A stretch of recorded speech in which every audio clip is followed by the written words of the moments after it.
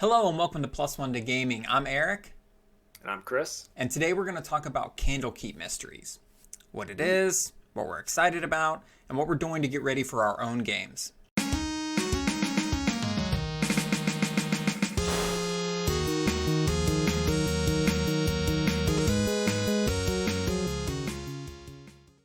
All right, Candlekeep Mysteries. Can you tell us a little bit about it? What I don't know a whole lot. There's not a whole lot of info. So what do we know so far? Yeah, there's not a lot of information out about like the official campaigns or anything. What we do know and what I think is really interesting, this is 17 one-shot adventures from levels 1 through 16. So I would imagine it's like one per level with one doubled up, maybe like level 1 or level 5, like a really common level. So they're going to be short adventures. They are another interesting thing about this book is that each one shot is created by a different creator. So Wizards tapped a bunch of, 17 different creators from the Dungeon Masters Guild and brought a bunch of people basically up from like AAA to write in the big leagues, which is really cool and really interesting.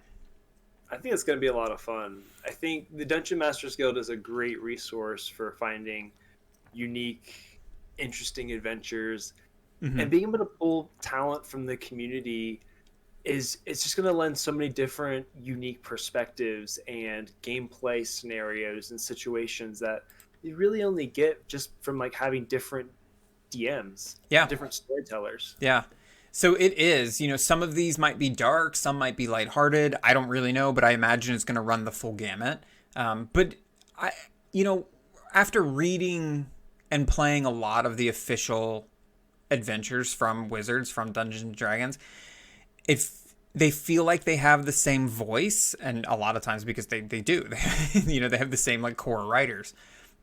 So I am interested in seeing the different voices that come through in these 17 different adventures. So another cool thing about these is that they are specifically not designed to be played linearly.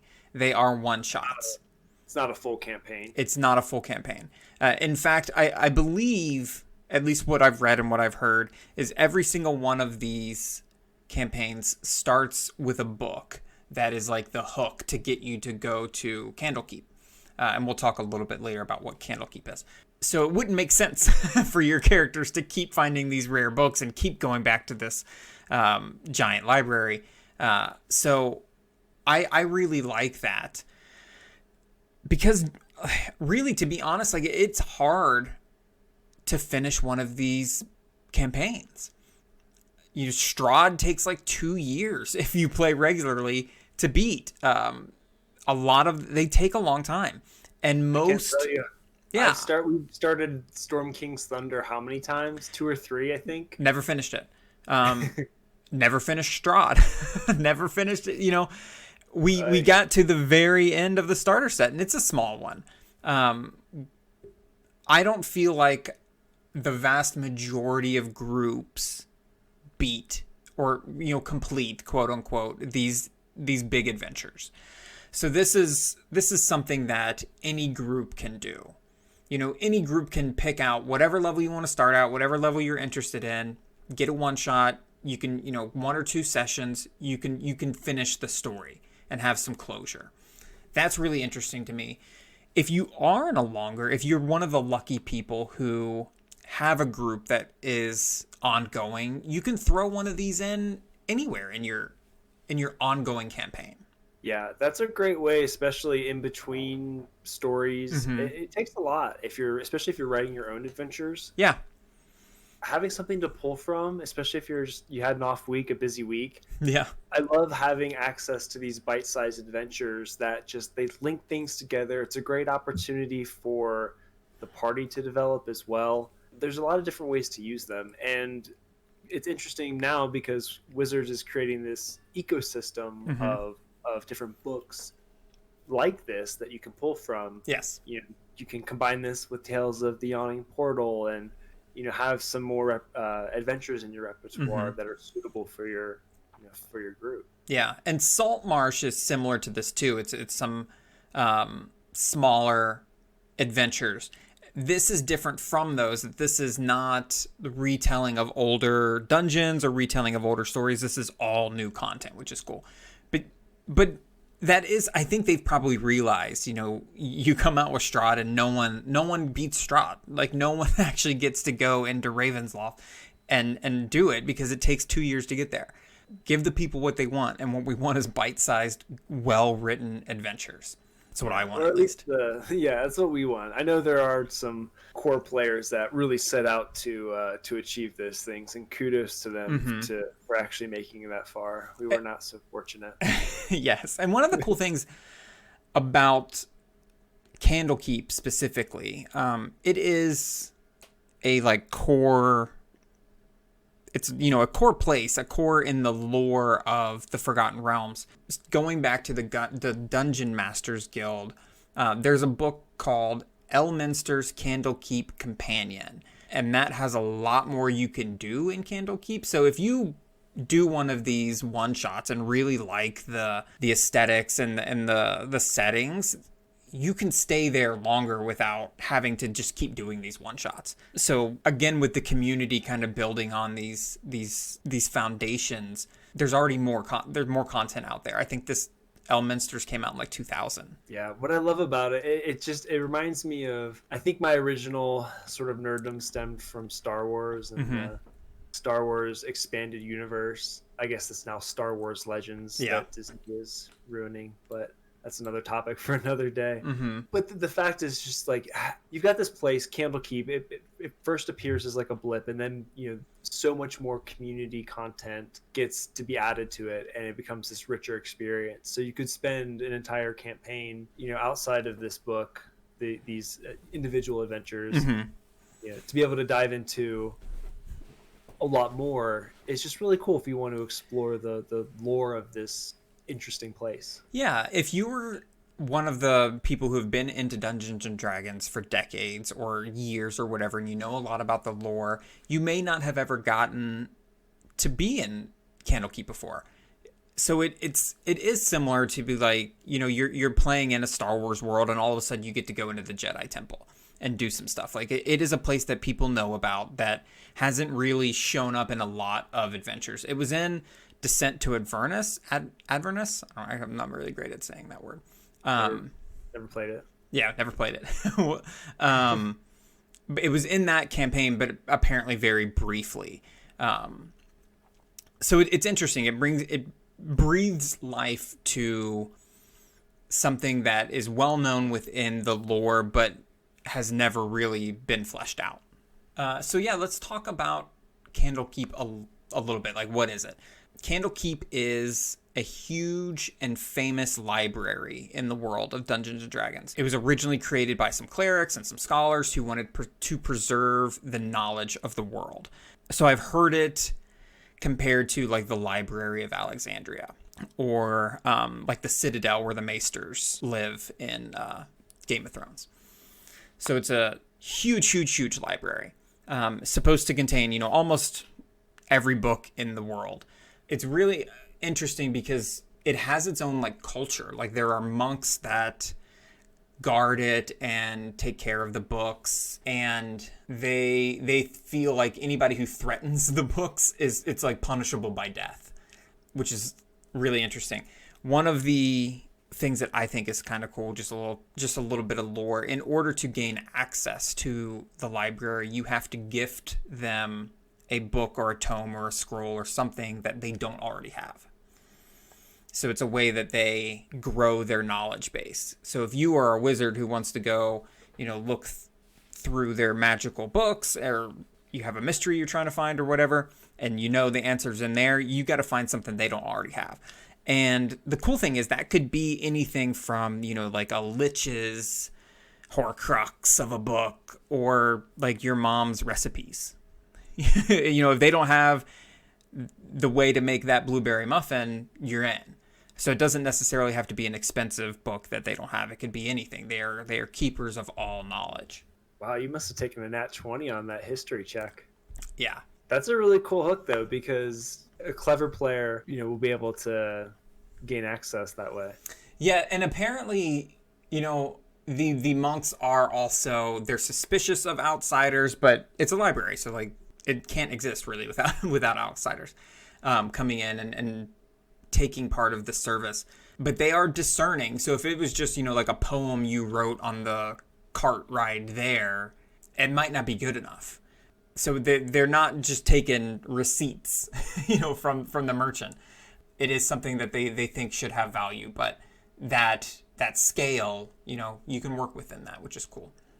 Yeah, and I'm sure they'll have more guidance once we get the book as to yeah. Who how knows? the party. Yeah, who knows if they actually keep that bit of lore? But that has been something that has showed up in other books that I think is kind of interesting.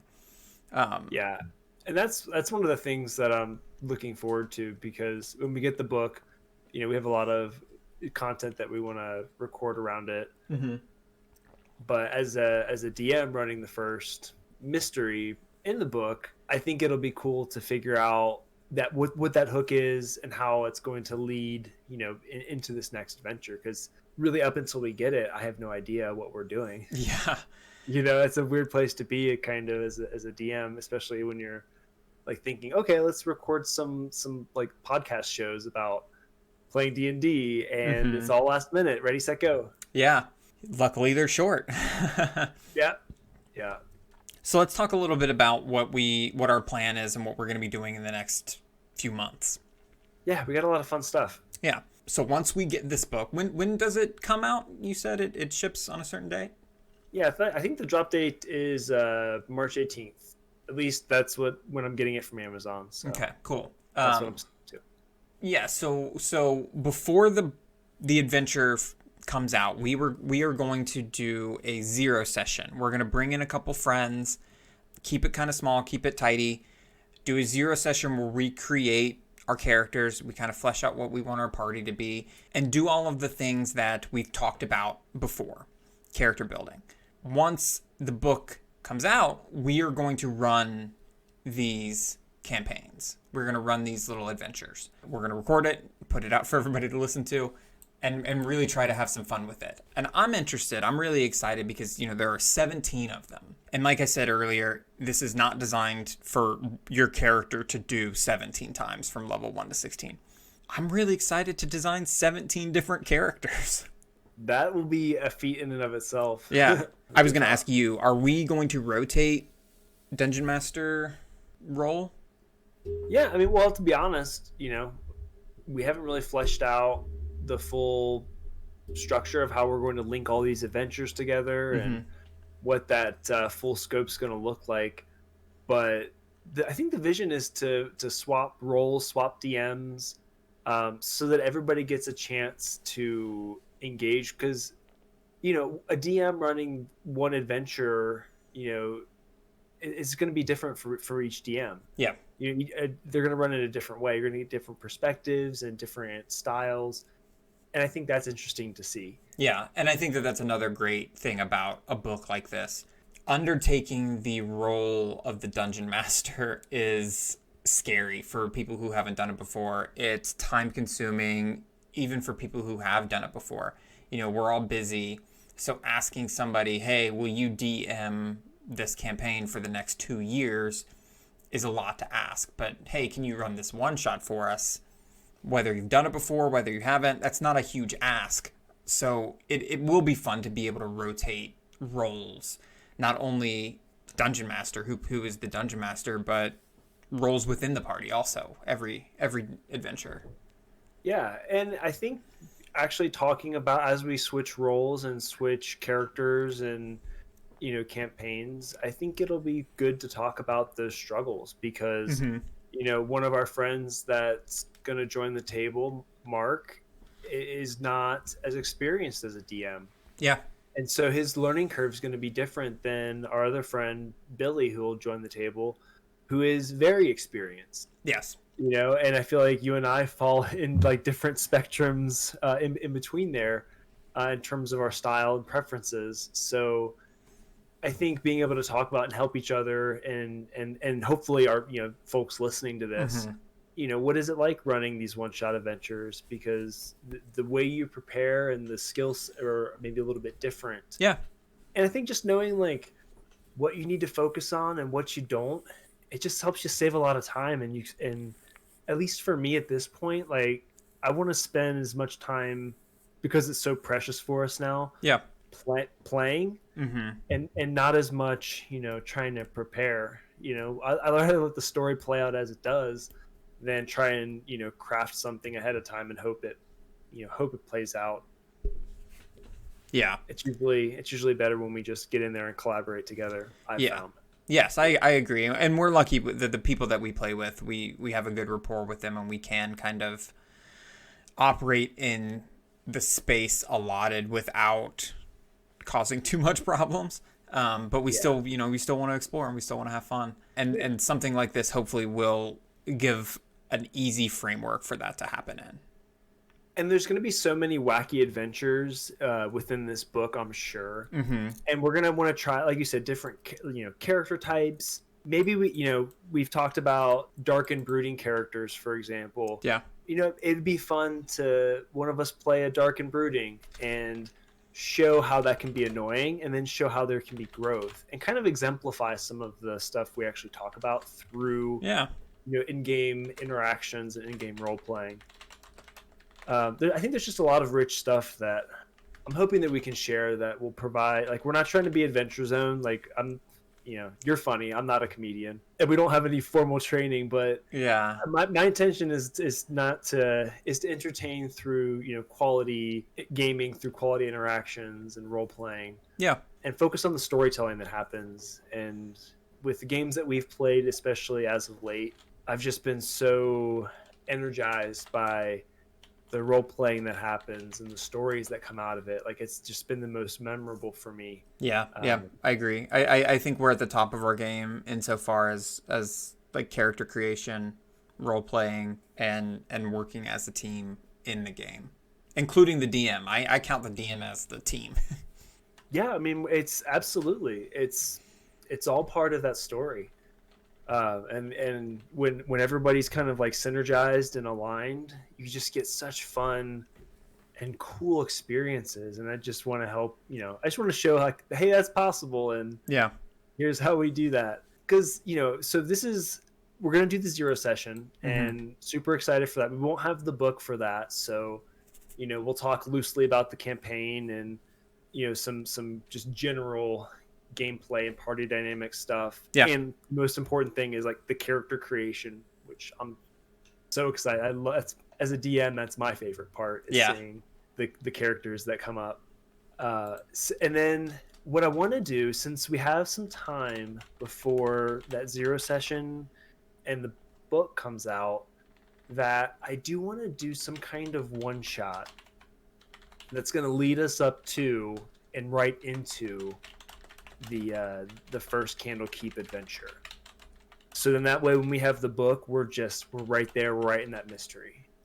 Okay. And then basically session 2 is we're in the book, because that'll give us at least something to do in between while we wait. Because I know I'm going to be chomping at the bit to And I think that way, the other reason I want to do that, if we have time, is to get to know the characters a little bit and help you guys kind of get comfortable in the characters. For me, it takes an episode. It takes me like a couple sessions to kind of really get comfortable with my character. So I think maybe that would be a good chance for us to jive a little bit too. Yeah, I mean, we are going to have to get good at getting into characters quick if we're going to play 17 of these. And some might be longer than others, so I don't know if we'll be able to do every adventure in one sitting. I think they are designed to be one or two, which is doable, but we'll have to figure out, how long it takes us to do things or whatnot. But we're gonna have to, which is, again, it's interesting. It's kind of like working out and working on the parts of your toolkit that maybe we haven't really worked on before, because this isn't anything that we've ever done. 17 one-shots nice and fast with 17 different characters, 17 different parties. So I don't know, that's really interesting to me. It's like practice almost. Yeah. It's ambitious, and if we decide maybe it's like a rotation of a few characters, that's also a fine pivot Yeah, I'm actually, as well. spoiler alert, a little excited to bring maybe some of my like previous characters back that I've played before. That might be Yeah, like level appropriate for, or like party appropriate for a one of these. I think that that would be kind of fun. And like, when do you get to do that? Like, you retire your characters after you finish a campaign. Like, very rarely do you get to like dust them off and bring them back out, and you've worked so hard on them and grown so attached to them. So I'm yeah, excited it'll be to do that. knowing some of those characters. It'll be fun to see them back in action and see how they've grown and evolved. Yeah, hopefully I remember how to play them. Yeah, so that I think that's going to be a ton of fun, being able to get into these, like I said before, bite-sized adventures and explore other things as well. What else? What else are you excited about? I mean, to be honest, I'm really just excited to get a lot of play in. I feel like and I'm sure that this will resonate, but like as a Dungeons and Dragons fan, a vast majority of the time that I spend is thinking about playing and like creating characters and drawing maps and thinking of campaigns, and that far outweighs the actual playing that we do. Something like this just gives us such ease to just go play. Like I said, it feels like it's like a practice regiment. I'm really looking forward to being able to get in there and like use the skills that I've been thinking about and developing in my brain and like actually put them into practice.